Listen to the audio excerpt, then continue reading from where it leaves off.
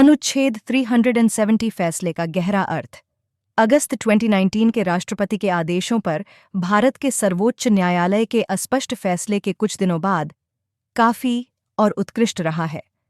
जम्मू और कश्मीर की स्वायत्तता को हटाने की इसकी मान्यता का विच्छेदन और संसद द्वारा राज्य को 2 केंद्र शासित प्रदेशों में विभाजित करने का इसका सरसरी प्रबंधन।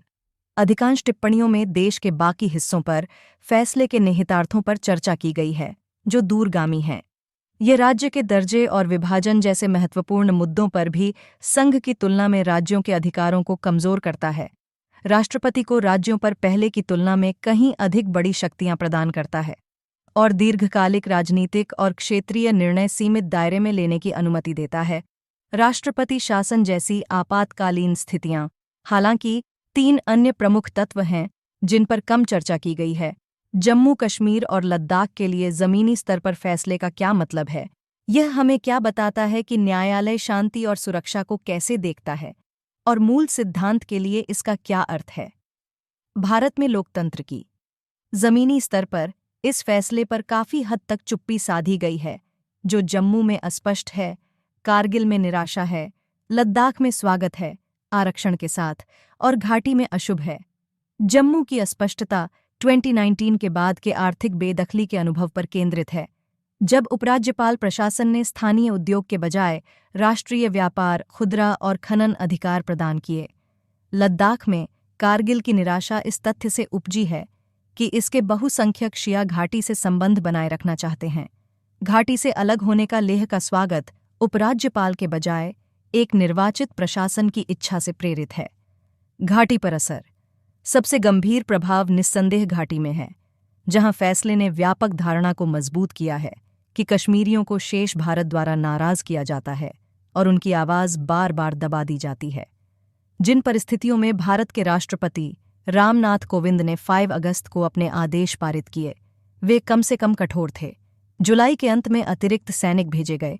एक दिन पहले 3 पूर्व मुख्यमंत्रियों सहित 5500 से अधिक कश्मीरी राजनेताओं और कार्यकर्ताओं को हिरासत में ले लिया गया। 4 या अधिक व्यक्तियों के एकत्र होने पर रोक लगाते हुए धारा 144 लागू कर दी गई और पूरी तरह से संचार पर प्रतिबंध लगा दिया गया। विशेष रूप से न तो मुख्य और न ही समवर्ती निर्णयों में राष्ट्रपति के आदेशों से पहले की घटनाओं के सारांश में इन घटनाओं का उल्लेख किया गया है। प्रशासन की कार्रवाइयों की विशालता को स्वीकार करने के बजाय, जिसने लोगों पर युद्ध जैसी स्थितियां थोप दीं, न्यायाधीशों ने अगस्त 2019 में अमरनाथ यात्रा के लिए कथित सुरक्षा खतरे को स्वीकार कर लिया, जिसके बारे में तब से कुछ भी नहीं सुना गया है। न तो इसमें क्या शामिल है या इसे राष्ट्रपति के आदेशों और जम्मू कश्मीर की पृष्ठभूमि के रूप में कैसे टाला गया। पुनर्गठन अधिनियम 2019 राज्य का दर्जा बहाल करने में देरी के लिए सुरक्षा को भी एक कारण के रूप में स्वीकार किया गया है। प्रशासन के इस दावे के बावजूद कि स्थिति में काफी सुधार हुआ है, कथित सुरक्षा चिंताओं की पूर्ण स्वीकृति खतरनाक हो सकती है। पिछले 8 वर्षों में इसने पत्रकारों, कार्यकर्ताओं और यहां तक कि हास्य कलाकारों की असंख्य अनुचित गिरफ्तारी की अनुमति दी है, जो गैरकानूनी गतिविधियों और या देशद्रोह के अप्रमाणित आरोपों में जेल में बंद हैं। सुरक्षा चिंताओं की जांच करने में विफलता ने आंतरिक और बाहरी संघर्ष से निपटने में नीति और प्रदर्शन पर बहस बंद कर दी है, जैसा कि मणिपुर में चल रहे नागरिक संघर्ष की सरसरी संसदीय चर्चा में देखा जा सकता है। हालांकि फरवरी 2019 में पुलवामा में एक आतंकवादी हमले में 40 अर्धसैनिक बलों की मौत के कारण सुरक्षा चूक का संकेत था, लेकिन इसकी कोई प्रकाशित जांच नहीं की गई थी। क्या हम उस हालिया चूक की सच्चाई जान पाएंगे, जिसने युवा भारतीयों के एक समूह को संसद में कनस्तर धुआं बम छोड़ने की इजाजत दी? यह देखना अभी बाकी है। फिर भी परिचालन सुधार के लिए नीतिगत जवाबदेही महत्वपूर्ण है। बढ़ती हिंसा, अधिकारों का हनन। हालिया फैसले में जस्टिस एस के कॉल का उपसंहार जम्मू कश्मीर में मानवाधिकारों के हनन पर ध्यान देता है, लेकिन ऐसा प्रतीत होता है मुख्य निर्णय की तरह अगस्त 2019 और उसके बाद से मानव और राजनीतिक अधिकारों के उल्लंघन को नजरअंदाज करना। इससे भी बदतर, दोनों ने भारत के अपने अनुभव से सीखे गए सबक को नजरअंदाज कर दिया। कि शांति स्थापना आंतरिक संघर्ष का सबसे अच्छा समाधान प्रदान करती है। उपलब्ध आंकड़ों से पता चलता है कि केंद्रीय गृह मंत्रालय द्वारा शुद्धिकरण और सेंसरशिप की नीतियों को अपनाने के बाद भारत पाकिस्तान युद्ध विराम समझौते में गिरावट के साथ जम्मू और कश्मीर में हिंसा की प्रवृत्ति धीरे धीरे बढ़ रही है। इसके विपरीत डेटा 2002-13 की शांति प्रक्रिया के दौरान हिंसा में कमी का एक तीव्र दौर दिखाता है। दूसरे शब्दों में 2016-2018 के बीच हिंसा में वृद्धि, जिसका उल्लेख अटॉर्नी जनरल और सॉलिसिटर जनरल ने किया है, हो सकता है एबी की नीति द्वारा अधिक प्रभावी ढंग से प्रतिवाद किया गया। वाजपेयी और मनमोहन सिंह प्रशासन ने पाकिस्तान के साथ शांति वार्ता में संलग्न रहते हुए राज्य में जमीनी स्तर पर लोकतांत्रिक अभ्यास में सुधार किया। दूसरी ओर अगस्त 2019 की अत्यधिक सख्ती और इसकी आड़ में की गई कार्रवाइयों की मान्यता लोकतंत्र की बहाली होने पर या जब भी हिंसा में वृद्धि का जोखिम उठाती है।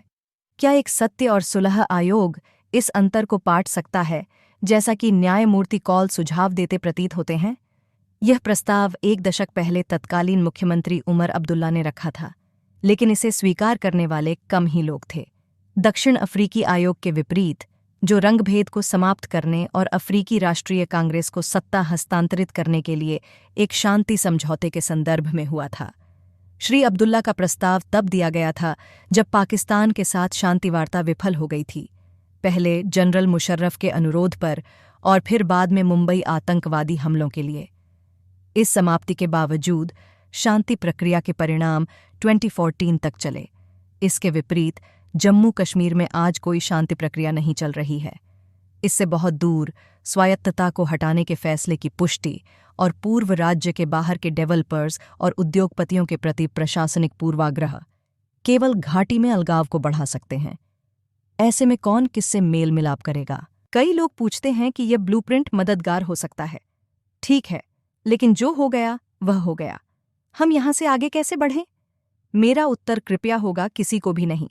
संघ प्रशासन एक नई शांति प्रक्रिया शुरू कर सकता है। यह राज्य का दर्जा बहाल कर सकता है और चुनाव करा सकता है। यह अभिव्यक्ति की स्वतंत्रता लौटा सकता है, लेकिन उसे उस गुस्से के विस्फोट के लिए तैयार रहने की जरूरत होगी जो अब तक गिरफ्तारी या इससे भी बदतर के डर से बाधित हुआ है। और उस गुस्से का जवाब गोलियों और जेल की सलाखों से नहीं, बल्कि करुणा और समझदारी से देना होगा। दीर्घावधि में इसे समाधान के ब्लूप्रिंट पर वापस लौटने की आवश्यकता होगी, जिसे एबी द्वारा विकसित किया गया था, वाजपेयी और श्री सिंह। उस ब्लूप्रिंट में सशस्त्र समूहों का निरस्त्रीकरण और क्षेत्र का विसैन्यीकरण, जम्मू और कश्मीर और इसके पाकिस्तान अधिकृत हिस्सों दोनों के लिए स्वायत्तता के साथ एक नरम सीमा, साथ ही पूरे पूर्व रियासत के लिए संयुक्त विकास का विकल्प शामिल था।